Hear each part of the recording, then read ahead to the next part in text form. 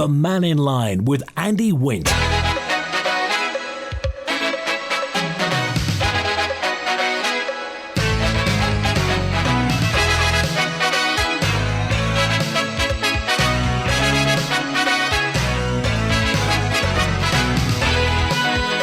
Fast tonight, we're open line today through to 1 on Mannin Line. Call 66 1368. Text 166 177. WhatsApp on the same number. But you will need us in your contacts. And you can email studio@manxradio.com. Any thoughts on what Teresa Cope and Sarah Pinch had to say yesterday? The chief exec and the interim chair of Manx Care were in. As you'd expect, there were lots of questions we couldn't get to yesterday, so I'm going to throw some of those out if there's anything else you'd like to comment on. But of course, lots more. The assisted dying bill went through its second reading, 17-7. Any thoughts on that? That's getting coverage throughout Britain at the moment. It's in on UK national television. Everybody's interested in that. Though it would be the first part of the British Isles to have assisted dying legislation. So, any thoughts on that? The swimming pool, is it true it's falling to pieces, the southern swimming pool? Well, Lawrence Vaughan Williams says so, apparently. And if you swim in the south, or if you can participate in the reduced timetable of the southern swimming pool, I just wonder what your thoughts are. Lawrence Vaughan Williams seemed to suggest that the less something is used, it will just go into a downward spiral and just kind of disappear off the scene. Any thoughts on that? First of all, David's with us. Hi, David. Hi, Andy. I just want to talk about the security of our island and people that come here for legitimate purposes, maybe come on holiday. But sometimes people come here to bring misery, and that's selling drugs, doing bad things. And I just head out there, and I just wonder what the audience would feel as where the public is regarding face recognition at the airport and the sea terminal. And the other one was, I was thinking about, remember the where they have the number plate recognition when you no good for the airport, but coming off on the boat. Yeah. Why can't we have the I forget what it's called now. ANPR. ANPR, and those things would really help the police in their fight against undesirable aliens, undesirable individuals that come to the Isle of Man to do drugs, to bring stuff in, all sorts of things. And I would think by putting those the machines in and the cameras, and when you go across to different other places like that, foreign, you know, when you go to an airport, your face is on a screen, isn't it? Oh, no, not only that, David, but I mean now with banking apps on your mobile phone, on your smartphone, they've got facial recognition. They got iris detection on there, so people are having that more and more nowadays. I think it's with us anyway, whether we know it or not. Then facial recognition is there. It's whether or not the government wants to embrace it on our behalf, and how much we back the government in that. Well, that's the issue. Now, I want to raise that issue regarding the population of the Isle of Man. What's the simplest things we can do to support the police, the government, and by investing in some technology? And when you look at it, just to let you know, when you're walking up and down Strand Street, the Douglas Corporation have cameras there that I still think they go to a central station. They're not monitored all the time, but if something happens, they can come back on them. So we have what I would call the people out there saying Big Brother's with us, but sometimes you need Big Brother with you to protect us as citizens and protect us as the island. And that's what I want to flag up today. Interesting, because the technology is certainly there, and I just wonder whether or not, I mean, I don't know.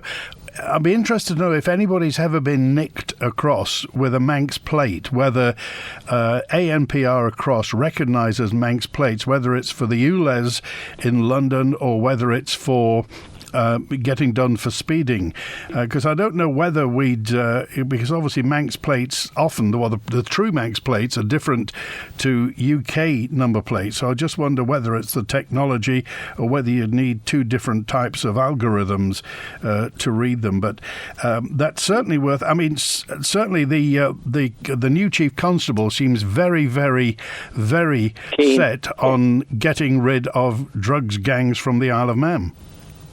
Yes. The other thing I would like to bring, someone brought up the other day regarding this first response officer, when, and I know always what you call, it's not an emergency call, but you want to report something like a traffic offence, something like that, and then you go to the loop on the telephones all the time. It is frustrating. I've used it a few months ago there, and I didn't know till the caller the other day said it wasn't a police officer. Now, I was naive there. I thought that when you press that other button to get some advice, it was a police officer, but it's not. And I just wondered how long those conversations, are they recorded? Because if something happens or something you want done, are they recorded? And how long do they keep that information on record? I wonder whether all conversations to 631212 are recorded. I mean, they presumably have to say something, because the moment you call up an insurance company, they'll say these calls are monitored or recorded for training purposes and what have you. But I think they'd have to say something that, this call is being recorded for it to be routinely recorded. But I stand to be corrected anyway.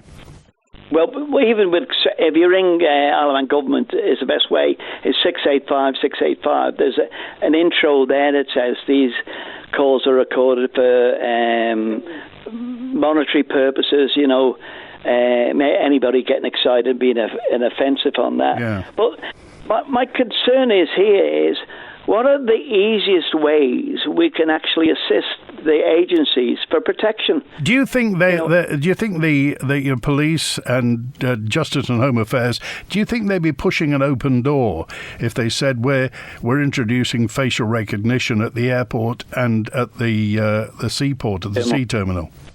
Yeah, and the other things too is, if a certain vehicle, and there are a lot of vehicles on the Isle of Man, whether you like it or not, who's still on English plates, and which really annoys me. There's a large camper van in Uncan is on English plates, and it just lies there. And I've always thought that, sometimes they may not get them in time, but some of these vehicles here have been here, as far as I'm concerned, 6 months. Now, you need that vehicle to be tested. You need to make sure that vehicle is in good condition.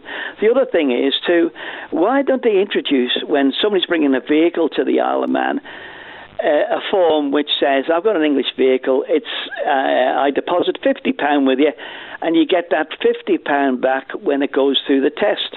Happy days. Okay. All right. Thanks, David.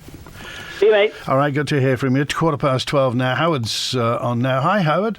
Hello, Andy. I just listened to your news there a couple of times this morning that the new Manxman, and they're saying that she's restricted to Liverpool, Heysham, Belfast. I've got my doubts about Liverpool, but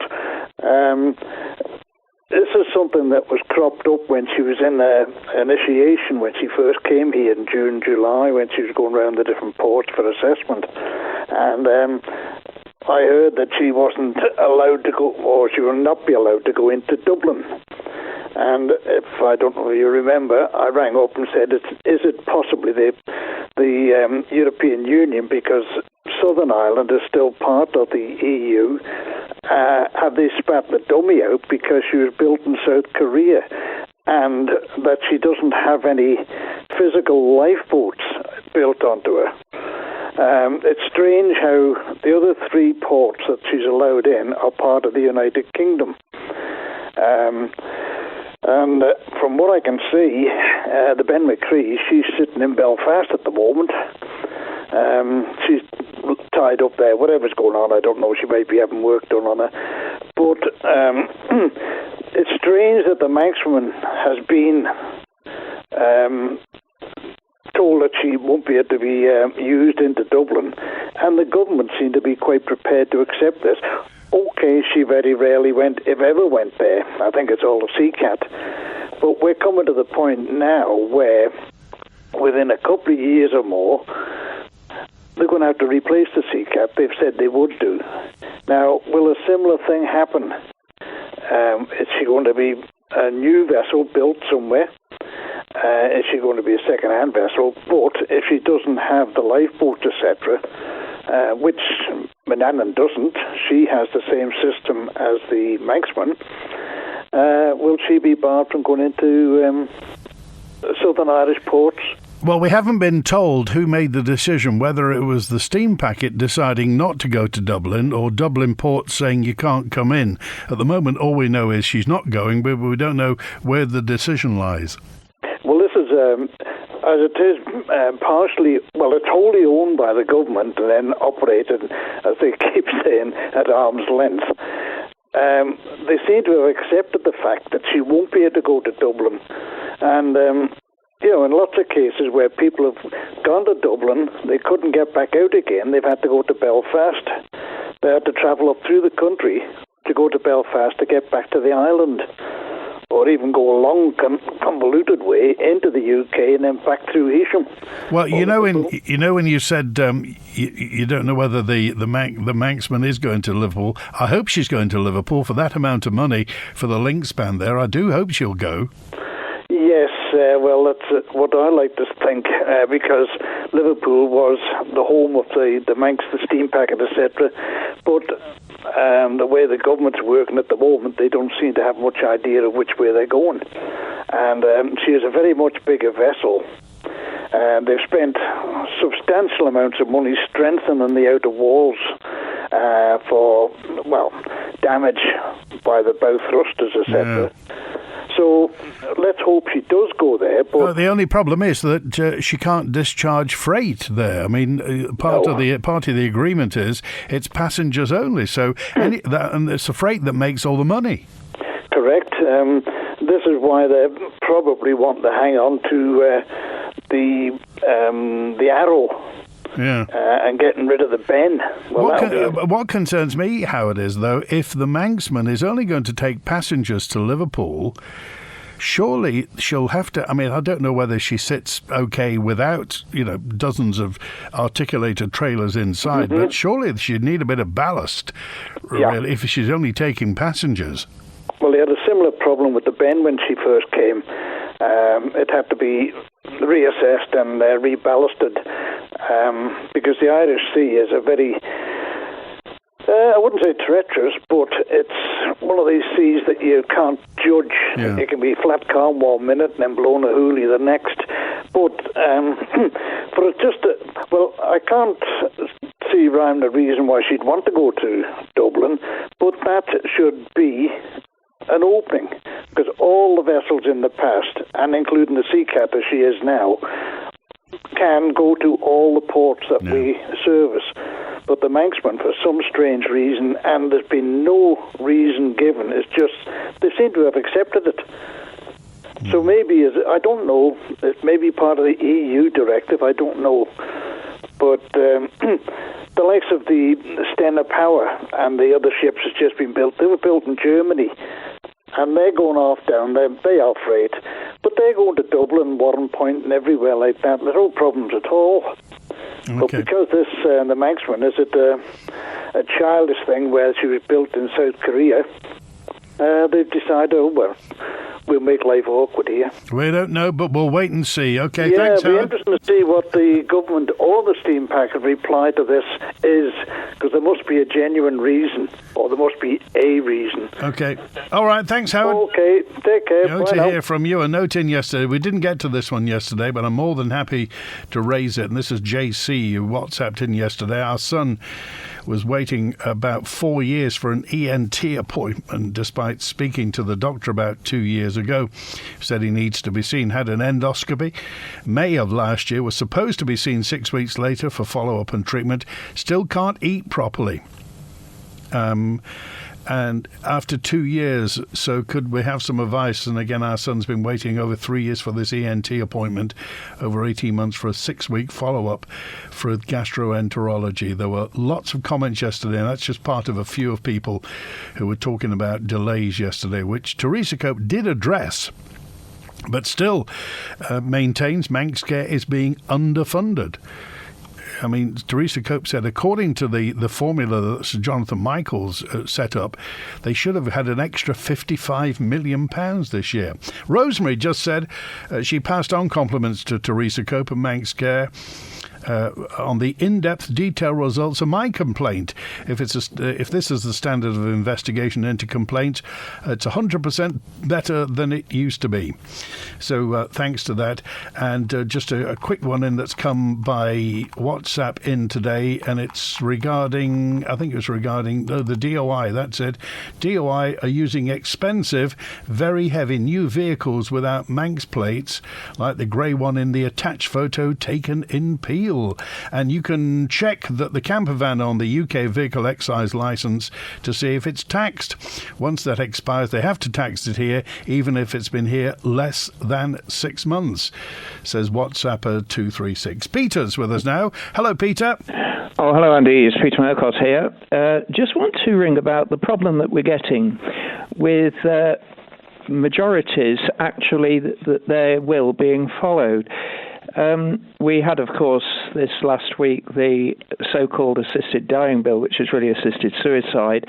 And, of course, there was as you know, there was a public consultation and the majority rejected it. And so, therefore, the bill should have been dropped, but it went forward. And now we've got another instance of a majority view not apparently having any impact, and this time within the legislature. You may recall some weeks ago there was a motion before Tynwald that the bishop's vote and seat should be removed. There was an amendment to that the seat would be retained but the vote would go. There was a very long debate on it. I remember it well. And at the end of that debate, the amendment was lost, i.e. that the seat should be retained and the vote should go. Then the main proposition was voted on, and the voting was as follows. 8 members of Legislative Council were against, none in favour. And I think it was 15-8 or something like that in the Keys. I remember it amounted to 24 votes in the Tynwald as a whole were in favour of keeping the bishop and the vote because they voted against the motion to remove it, and only 8 were against. Now, we have on next week's order paper that there is a member is asking leave to introduce a bill, and I'll read it to you what it says, that leave be given to introduce a bill to provide that the bishop shall cease to have the right to vote in Tynwald or the council while retaining membership thereof. But, I mean, that's already been decided.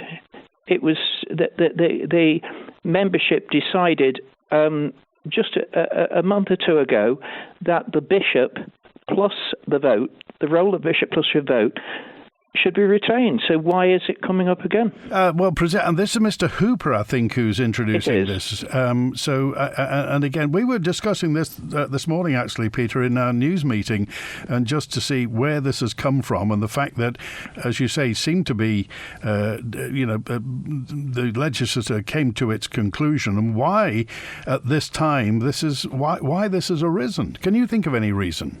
None. Except that we seem to have problems in the Isle of Man of actually acceding to majorities. You see, you will know that over the years I've brought up a number of points and people have said, oh, well, he's in the majority, you know, the majority don't want it. But it's very strange that when the views that I'm putting across are in the majority, they still don't have any impact. And what comes to mind, for example, they had a public consultation a year or so ago about Sunday racing. 60%, and there were a lot of people responded, that's not just a handful of folk, 60% were against it. And yet what happened this year? Lo and behold, we had Sunday racing, despite the fact that after their consultation, the majority rejected it. We had the consultation on the assisted dying bill, a lot of discussion. They allowed people to come in from the UK, which I think was all wrong. But despite that, the majority of people voted against it. What do we have? The bill's introduced and gone to second reading and so on. And now we have this. And so what I'm saying is I've been in the majority view on no Sunday racing, on the fact that the assisted suicide bill should not go ahead, and I'm in the majority of feeling that the bishop and vote should be kept. But in each case, we're seeming to have either a move that actually just dismisses the majority, or here we've got one that actually goes in the favour of, it goes against after a very long discussion. And if you leave everything else aside, it is a thorough waste of legislative time. There's so many issues. You've identified one just now. I heard it about with regard to medical care. And there's so many other issues that desperately need to be dealt with. And you've got time being wasted on now debating whether a bill should be introduced on a matter on which they've already spoken, not only spoken by a majority, but I would say 75% is decisively. Do you think this trend's going to continue? I.e., do you think that certain politicians will just carry on with this until they get what they perceive as their own way? Yes. And I think until the public actually starts making its views known. You see, the other point that, again, is very exasperating is that eventually, you see, what will happen, say, with these public consultations, people will say, well, it's a waste of time responding because no notice is going to be taken anyway. And I've heard that many times. I don't take that view myself because I'm willing to keep on campaigning, but not everyone is prepared to do that. And on this one, I'm sure a lot of people probably contacted their MHKs about the question of the bishop's vote to make it clear that they were in favour of the bishop being kept. And now we've got it coming on. It's like as if folk will just not take no for an answer. So do you think it's time then, albeit individual campaigns are important, do you think it's time for a more formalised approach from the church? I think it's time for a general election. Okay, all right. Thanks, Peter. Thank you. Bye-bye. Good to hear from you. Hello, this is Ted. I was listening to the news and heard that the government is not going to phase out small coins. It so happens I was just in Shoprite a short time earlier, and I got a load of change in 5-pence pieces. I said to the lady at the checkout that this had happened more than once, and she said, she apologised and told me that the local bank hadn't sent them any 10p or 20p coins for many weeks. I just wonder whether this is a ploy by the banks to make us fed up and stop using cash. Anyway, I think we should be told. Okay, the government's confirmed low-value coins will remain in circulation and the system of rounding cash transactions is no longer going to be pursued. Do you have any thoughts on this? Have you been invited to take part in the Household Income and Expenditure Survey? It's one of the most important surveys for our island because the information you provide is vital data for our island's financial planning. It helps us calculate our VAT revenue from the UK. Plus, it gives us a better understanding of the financial strains on residents, so we can support those who are struggling. If you've been invited, please take part. Visit gov.im manx.co.uk/HIES for more information. Choose Manx Glass and Glazing for supply only or supply and installation of a wide range of quality products. All types of glazing work undertaken, plus fabulous doors and conservatories in both traditional and contemporary styles. And whether UPVC or aluminium, you can be sure of excellent workmanship and guarantees at Manx Glass and Glazing. See for yourself when you visit the showroom on Snugborough Trading Estate. Manx Glass and Glazing. Quality and style since 1986. Crossroads, Isle of Man, putting carers first. Crossroads have been providing services to local carers and people with care needs for over 30 years. As the leading provider of support for carers on the island, our services are all about improving the lives of carers and giving them a break from caring. Visit crossroadsiom.org for more information. Crossroads, Isle of Man, putting carers first. Does Bonfire Night still go off with a bang? Or, in these more health and safety conscious times, is it a bit of a damp squib? Join me, H, as I ponder old claims. Can we rekindle our love affair with bonfires? Or have their glory days gone up in smoke? Whatever happened to Bonfire Night? Tonight, just after 6, here on Manx Radio. Then available as a podcast via the Manx Radio website. Dare I say it? It's a crack. The Mannin Line with Andy Wint. Thanks to Big John in Laxey for that very informative video about what's been happening in Jersey this morning with the weather and the kerfuffle. Al just said, Andy, can't we have a privately owned drugs dog on the Manx boats? Once everyone's on board and off the car deck, they could just have 4 hours to search the boat. If they find a suspect vehicle, they'd just tip off the police and then they can be stopped. Makes sense to me, says Al, that is. You can check that camper van on the UK Vehicle Excise Licence site to see if it's taxed. Once that expires, they'll have to tax it here if it's been here less than 6 months. Anything on Tramway Terrace, says Mike. We haven't heard anything. Just continues to be as it is, propped up.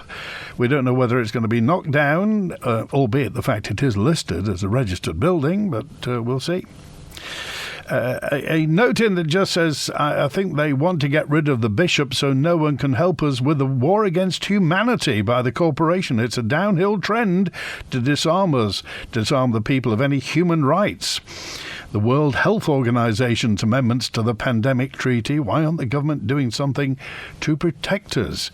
Says 775. Just over this assisted dying the MHKs voted for, what right have they got to say about it without asking the Manx people over this? Think it's time to get rid of MHKs. If they don't ask the Manx people over anything, they seem to get together to see what they want to vote in, says that. I'm glad I won't vote for any of them. Thank you, that's Texter 725. Well, Dr. Allison's bill is a private member's bill. He's brought that in, and presumably the MHKs will be getting representations from constituents. In fact, if you haven't spoken, if you feel strongly one way or the other about the assisted dying bill, then you can easily get in touch with your MHK. You can talk to MLCs when it gets to LegCo as well.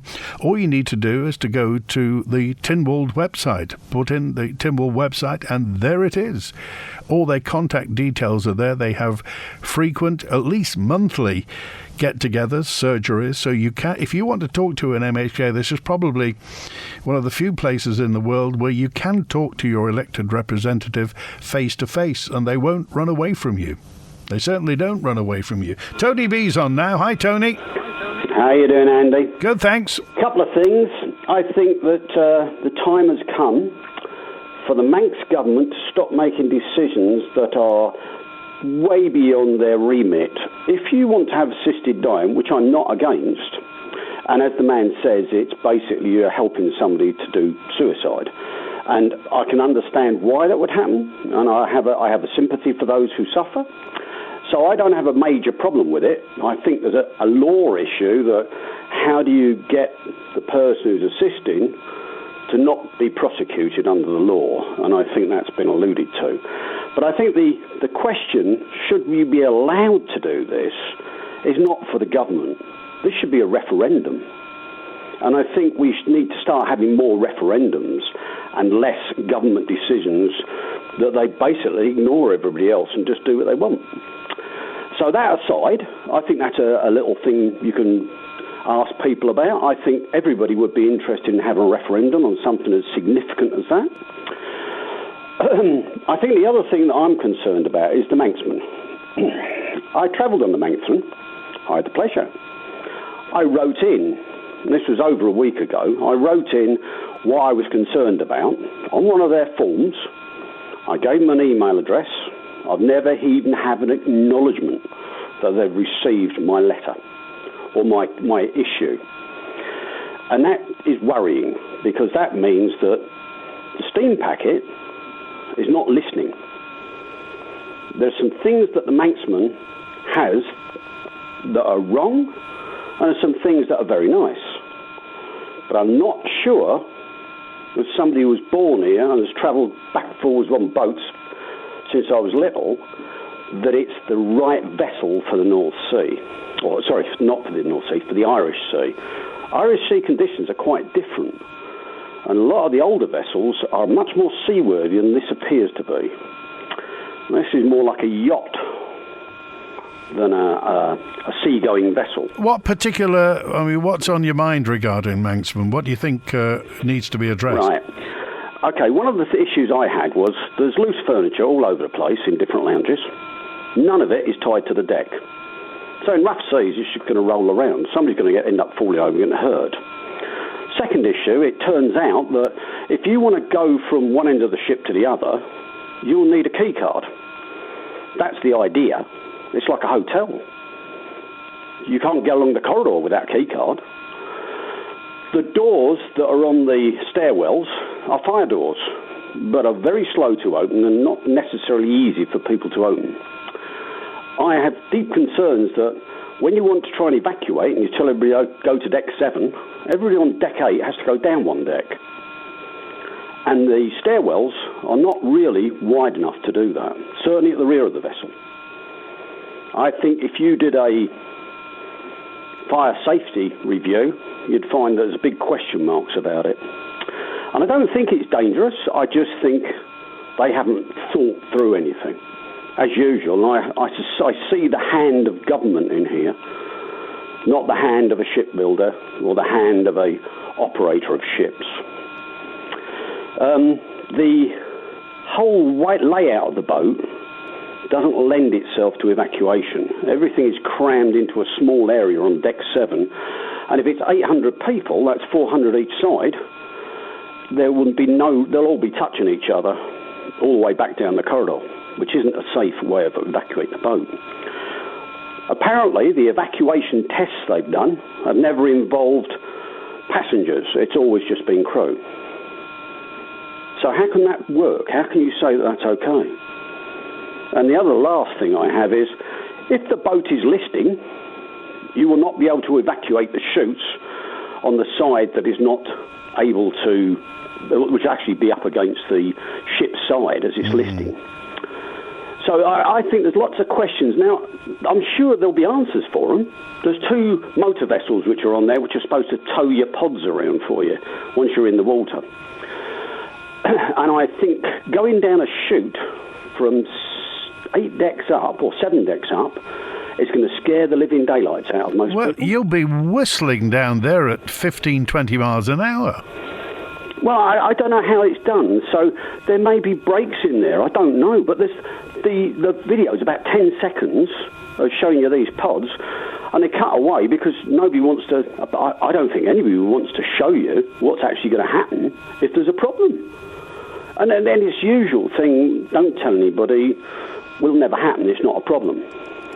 And until it is a problem, and then it'll be, oh, well, it wasn't my fault, I didn't do this, I didn't do that.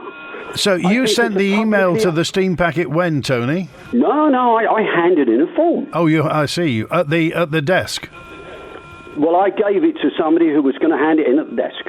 It's a proper official, do you have any comments? Oh, really? And I had about 6, I think. I didn't take a photocopy, unfortunately, but I can remember most of it. The doors is a big question mark on a safety issue, because if you have doors that are locked and it's an emergency, how are you going to unlock them? And none of the doors have power openers on them. The lounge doors don't. You'd have to open them physically, which is nonsense. They should automatically have lounge opener doors, like on a fire door, where you can either open or have them closed. It's just. I get the impression it was designed by somebody who runs hotels, or the specification was somebody who runs hotels rather than a vessel. And apparently none of the old crew were asked about the vessel design before it was built. And now, on the agenda is that apparently the management there want to sell the Ben McCree. Well, I think that's madness at this point in time. Until you've got the Manxman perfect and running like a Swiss watch, and there is a worrying vibration at the rear end of the ship, an engine vibration. Very worrying, I'd say. Is that a misaligned shaft, or what would it be? Without going down the engine room, it'd be difficult to tell, but I can guarantee you, if you took down a vibration meter, you would find that there's something down there that's making a lot of movement that it shouldn't be. I mean, a new vessel, there should be no vibration coming up through your feet. I was in the Barrel Lounge, and you could sit there and the foot, your feet, you could feel this vibration through your feet. And I've sailed on quite a few vessels, marine, navy, etc., etc. You do get vibrations, but you shouldn't at regular cruising speed. Not like that. If it was in port and manoeuvring, different kettle of fish, but out in the open sea, flat calm, no, I don't believe it. Oh well, let us know if you get. They're not telling us. Let us know if you get a reply, Tony. Oh, I certainly will, Andy. I'll be amazed, in fact. But I haven't had anything to date. So they had an email address. Apparently, they don't want to answer. I think you should invite the people onto the programme who run that ship and are responsible for it to tell us what's going on, and we should have a representative from the Cabinet Office who rubber stamped it all. Okay. Because I think there's going to be question marks in the future, and I think we need to know who made decisions about what and what is going on that they're not telling us, because it's a publicly owned vessel. What do you think, though, about the chairman of the Steam Packet Company basically said that government should, I don't want to paraphrase him, but butt out and just let them get on with running the company? Well, that would be fine if it was running like a Swiss watch, but it's not, is it? You had a vessel that sat in Douglas Bay for 2 days while I tried to work out what was wrong with it. So what's going to happen in the future when they haven't got another vessel to do? What are we going to be, stranded? What are we going to do, just all go to the airport and hope we can get a flight out? Or are we going to go down to Ramsey Harbour or Douglas, see if we can catch a fishing boat? I mean, the government needs to really do something about asking questions of the people they've got running this and saying, right, you need to come and tell us what's going on. And not tell the government, but tell the people who own it. Because it's getting worrying. It's silly. If there's a reason, and there is a good reason, then tell us what the good reason is and explain it to us. I don't have a problem with a misaligned shaft as long as it's not going to cause a long-term issue with the bearings and we're going to have to tear half the ship to pieces to fix it. I mean, I think the Ben McCree had a misaligned shaft for quite a while, and they eventually fixed it in a Cornwall shipyard. I think it was the tail shaft. And you can have that. But don't start prevaricating and saying, oh, there's nothing wrong, everything's fine. Just go away. I mean, it's not acceptable. They're not a private company. They're owned by the government and owned by us, therefore. Okay, all right. The government doesn't seem interested. All right, thanks, Tony. Good to hear from you. Good to hear from you too, Andy. Bye. All right, thank you for that. If you go to the Steam Packet website, the FAQ, there are dozens and dozens of FAQs where you can ask various questions, but nowhere where you can actually fill out a form and just say, I've got this opinion. So we'll see. And Alf's on now. Hi, Alf. Hi there. I'll comment on you were asking, or somebody was talking about vehicles' number plate recognition. ANPR, yeah. In the UK. I had picked up a speeding ticket few months ago in the UK on the outskirts of Kendal. I was doing 37 miles per hour in a 30-mile limit, so fair dues. So a couple of weeks later, on my return, I got a letter from the Lancashire Constabulary with a choice: £100 fine plus 3 points on your licence, or attend a speed awareness course. So I had a clean licence for 60 years, so I wasn't keen on the points. So I made inquiries in our Isle of Man Constabulary. Speed awareness course can't be done here, but you can do it online. So I opted to do that. So for the pleasure of doing that, that cost me £88. So okay, hold your hands up, I was speeding. But when I spoke to the constabulary, they said that if you pay the £100 fine, the 3 points do not go on your Manx licence. They go on a ghost licence in the UK. So that the only problem that you have there would be if you were hiring a car, perhaps, you would have to declare that you had points on your licence. Right. So I just thought it might be useful information. Interesting. So just run that by us again then. So the points would only be applicable in the UK? They don't go on your Manx licence, I was told. A ghost licence is created for you in the UK. Oh, it's a ghost licence? That's what they called it. That's what I was told. Wow.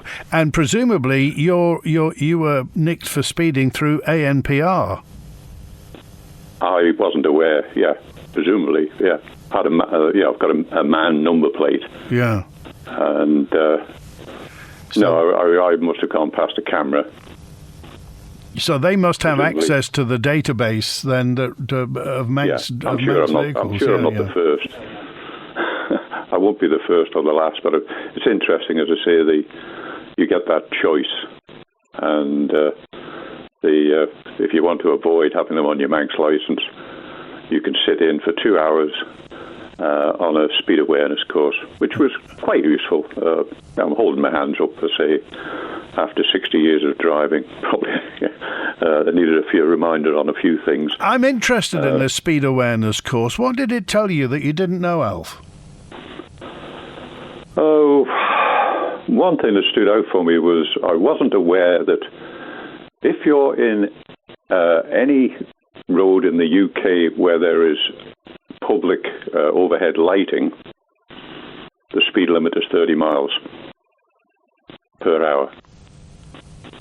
That's any road that has lighting on it, the speed lighting, the rural or around the towns or wherever, the speed limit is 30 miles per hour. I wasn't aware of that one. Even if there's a sign that says otherwise? That's what I was told. That was what the lady pointed out. Wow. That if you're going along a road and there's lighting overhead, 30 miles an hour. Okay. All right. Well, that's great. Thanks for pointing all that out, Alf. And I'm glad you're speed aware now. I am speed aware. I do take. Funnily enough, I was a day or two afterwards. I was in a little bit of a rush to get into Douglas. I was running late, and I happened to go through St John's just at school time, and I suddenly realised I was doing more than 20. So I didn't want to pick up any more for the time being. I paid my fine, I paid me 88 quid for 2 hours entertainment on the speed awareness course. All right. Thanks, okay, Alf. now. Cheers now. Bye now. Good to hear from you. Sue's on now. Hi, Sue. Hiya. I've just been driving home and I heard a gentleman on the Mannin Line moaning about the MHKs taking decisions without listening to their constituents. And I just wanted to say, I sat through the whole sitting and heard what they all said, for and against.